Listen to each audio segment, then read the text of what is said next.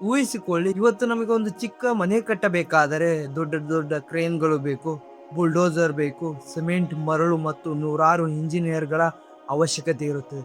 ಆದರೆ ಇವತ್ತಿನಿಂದ ಸುಮಾರು 1200 ವರ್ಷಗಳ ಹಿಂದೆ ಯಾವುದೇ ಟೆಕ್ನಾಲಜಿ ಇಲ್ಲದ ಕಾಲದಲ್ಲಿ ಕೇವಲ ಒಂದು ಉಳಿ ಮತ್ತು ಸುತ್ತಿಗೆಯಿಂದ ಇಡೀ ಬೆಟ್ಟವನ್ನೇ ಕೊರೆದು ಅದ್ಭುತವಾದ ದೇವಸ್ಥಾನ ಕಟ್ಟಲಾಗಿದೆ ಅಂದರೆ ನೀವು ನಂಬ್ತೀರಾ? ಹೌದು, ನಾನು ಮಾತನಾಡುತ್ತಿರುವುದು ಮಹಾರಾಷ್ಟ್ರದ ಸಾವಾಜಿನಗರದಲ್ಲಿರುವ ವಿಶ್ವವಿಖ್ಯಾತ ಎಲ್ಲೋರ ಕೈಲಾಸ ದೇವಾಲಯದ ಬಗ್ಗೆ. ಇದು ಕೇವಲ ಕಲ್ಲಿನಿಂದ ಕಟ್ಟಿದ ದೇವಾಲಯವಲ್ಲ, ಇದು ಕಲ್ಲಿನ ಒಳಗಿನಿಂದಲೇ ಜನ್ಮ ತಾಳಿದ ಅದ್ಭುತ.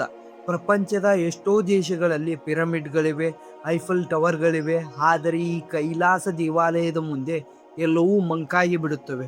ಗೊತ್ತಾ, ಪ್ರಪಂಚದ ಬೇರೆಲ್ಲ ಕಟ್ಟಡಗಳನ್ನು ಕೆಳಗಿನಿಂದ ಮೇಲೆ ಕಟ್ಟಲಾಗುತ್ತದೆ, ಅಡಿಪಾಯ ಹಾಕಿ ಗೋಡೆಗಳನ್ನು ಏರಿಸಲಾಗುತ್ತದೆ.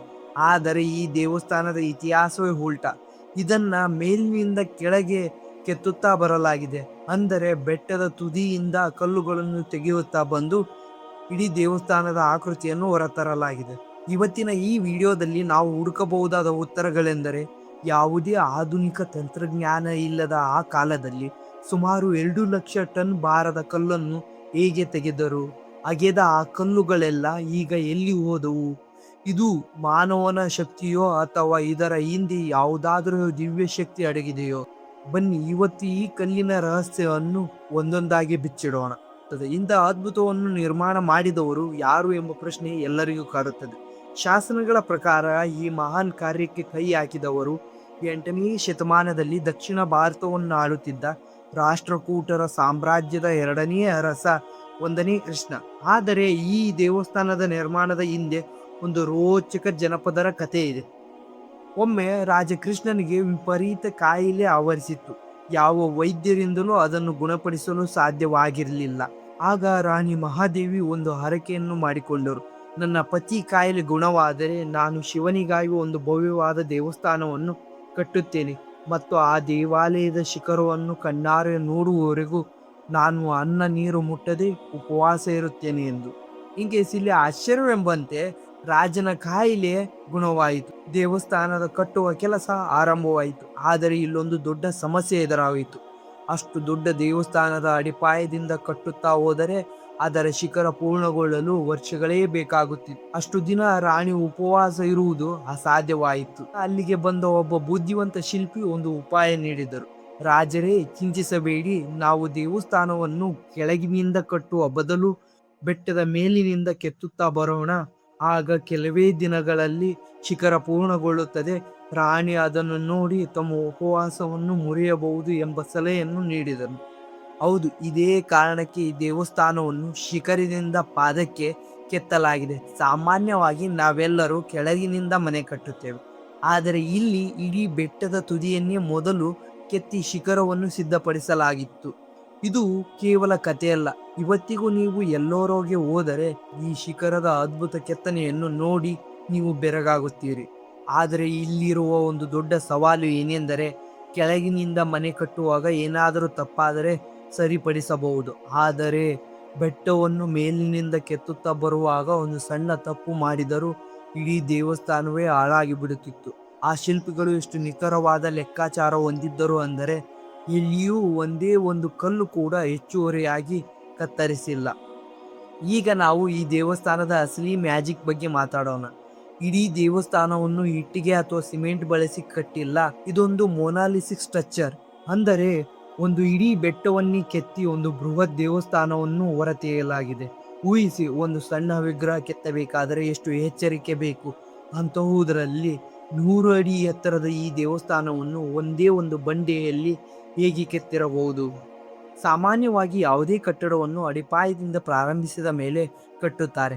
ಆದರೆ ಈ ಕೈಲಾಸನಾಥ ದೇವಸ್ಥಾನದ ಇಂಜಿನಿಯರಿಂಗ್ ಸಂಪೂರ್ಣ ಉಲ್ಟಾ. ಇದನ್ನು ಮೇಲಿನಿಂದ ಕೆಳಕ್ಕೆ ಕೆತ್ತುತ್ತಾ ಬರುತ್ತಾರೆ. ಮೊದಲು ಬೆಟ್ಟದ ಮೇಲ್ಭಾಗದಲ್ಲಿ ಕೆಲಸಗಾರರು ನಿಂತು ಸುತ್ತಲೂ ಕಂದಕಗಳನ್ನು ತೋಡುತ್ತಾ ಹೋದರು. ಇದರಿಂದ ಮಧ್ಯಭಾಗದಲ್ಲಿ ಒಂದು ಬೃಹತ್ ಚೌಕಾಕಾರದ ಬಂಡೆ ಉಳಿಯಿತು. ತದನಂತರ ಈ ಬಂಡೆಯ ಮೇಲ್ಭಾಗದಿಂದ ಕೆತ್ತನೆಯ ಕೆಲಸ ಶುರುವಾಯಿತು. ಇಲ್ಲೊಂದು ಇಂಟ್ರೆಸ್ಟಿಂಗ್ ವಿಷಯ ಇದೆ ನೋಡಿ.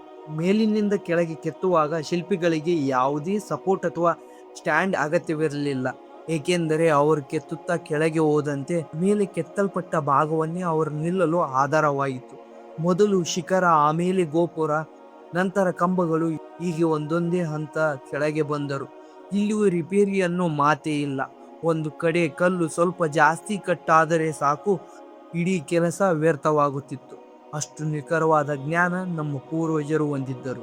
ಆ ಕಾಲದಲ್ಲಿ ಬಂಡೆಯನ್ನು ಸೀಳಲು ಅವರು ಒಂದು ಅದ್ಭುತವಾದ ಉಪಾಯವನ್ನು ಮಾಡಿದ್ದರು. ಬಂಡೆಯ ಮೇಲೆ ಸಾಲಾಗಿ ರಂಧ್ರಗಳನ್ನು ಕೊರೆದು ಅದರೊಳಗೆ ಒಣಗಿದ ಮರಗಳ ತುಂಡನ್ನು ಬಿಗಿಯಾಗಿ ಹೊಡೆಯುತ್ತಿದ್ದರು. ನಂತರ ಅದರ ಮೇಲೆ ನೀರನ್ನು ಸುರಿಯುತ್ತಿದ್ದರು. ನೀರು ಕುಡಿದ ಮೇಲೆ ಉಬ್ಬಿದಾಗ ಆ ಹೊಡೆತಕ್ಕೆ ಬಂಡೆಯು ಸಾಲಾಗಿ ಸೀಳುತ್ತಿತ್ತು.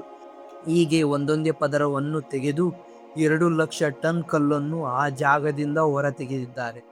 ಇವತ್ತು ನಾವು ಸಾಫ್ಟ್ವೇರ್ ಅಥವಾ ಲೇಸರ್ ಬಳಸಿ ಮಾಡುವ ಕೆಲಸವನ್ನು ಅಂದು ನಮ್ಮ ಶಿಲ್ಪಿಗಳು ಕೇವಲ ತಮ್ಮ ಕಣ್ಣಳತೆ ಮತ್ತು ಅನುಭವದಿಂದ ಮಾಡಿದ್ದಾರೆ.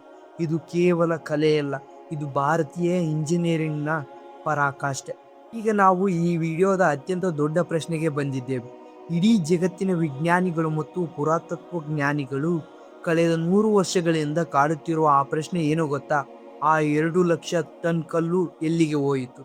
ನೋಡಿ, ಈ ದೇವಸ್ಥಾನವನ್ನು ಕೊರೆದು ತೆಗೆದಾಗ ಸುಮಾರು 4,00,000 ಕ್ಯೂಬಿಕ್ ಫೀಟ್ ಅಥವಾ 2,00,000 ಟನ್ ಭಾರದ ಕಲ್ಲು ಹೊರ ಬಂದಿದೆ.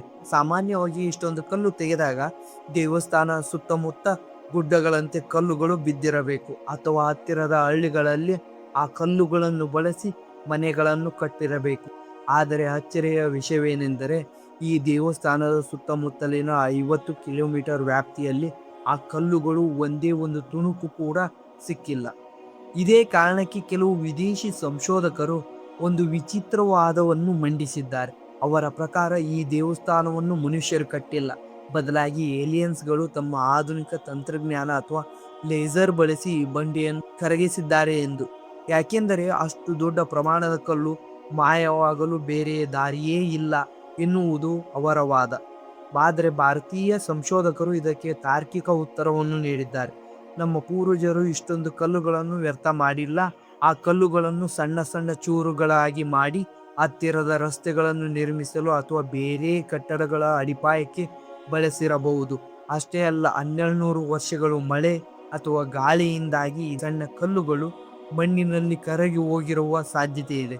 ಇನ್ನೊಂದು ದೊಡ್ಡ ಸವಾಲು ಅಂದರೆ ಸಮಯ. ಜರ್ಮನ್ನ ಸಂಶೋಧಕ ಹರ್ಮನ್ ಗೋಯೆಟ್ಸ್ ಪ್ರಕಾರ ಈ ದೇವಸ್ಥಾನವನ್ನು ಕಟ್ಟಲು ಸುಮಾರು 500 ವರ್ಷಗಳು ಬೇಕು ಎಂದು.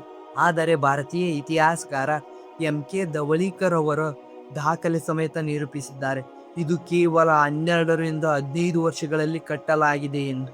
ದಿನಕ್ಕೆ 10ರಿಂದ 12 ಗಂಟೆಗಳ ಕಾಲ ನೂರಾರು ಶಿಲ್ಪಿಗಳು ಅವಿರತವಾಗಿ ಕೆಲಸ ಮಾಡಿದ್ದರಿಂದ ಈ ಅದ್ಭುತ ಸಾಧ್ಯವಾಯಿತು.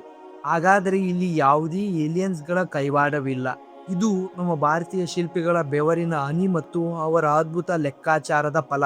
ಅವರಿಗೆ ತಮ್ಮ ಕಲೆಯ ಮೇಲೆ ಎಷ್ಟು ನಂಬಿಕೆ ಇತ್ತು ಅಂದರೆ ಇಡೀ ದೇವಸ್ಥಾನ ಕೆಳಭಾಗದಲ್ಲಿ ಬೃಹತ್ ಆನೆಗಳನ್ನು ಕೆತ್ತಿದ್ದಾರೆ.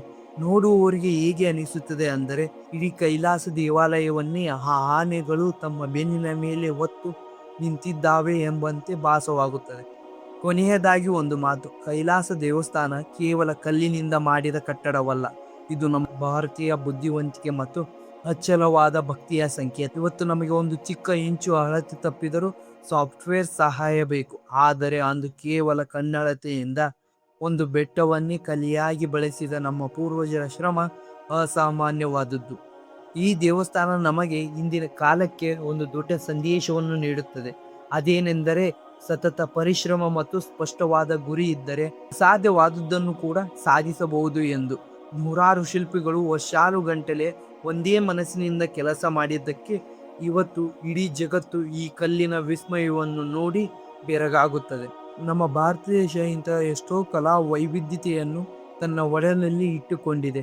ಹಂಪಿ ಇರಲಿ, ಬೇಲೂರು ಹಳೇಬೀಡು ಇರಲಿ, ಅಥವಾ ಈ ಎಲ್ಲೋರಾದ ಕೈಲಾಸ ದೇವಸ್ಥಾನವಿರಲಿ, ಎಲ್ಲವೂ ನಮ್ಮ ಶ್ರೇಷ್ಠತೆಯ ಇತಿಹಾಸದ ಸಾಕ್ಷಿಗಳು.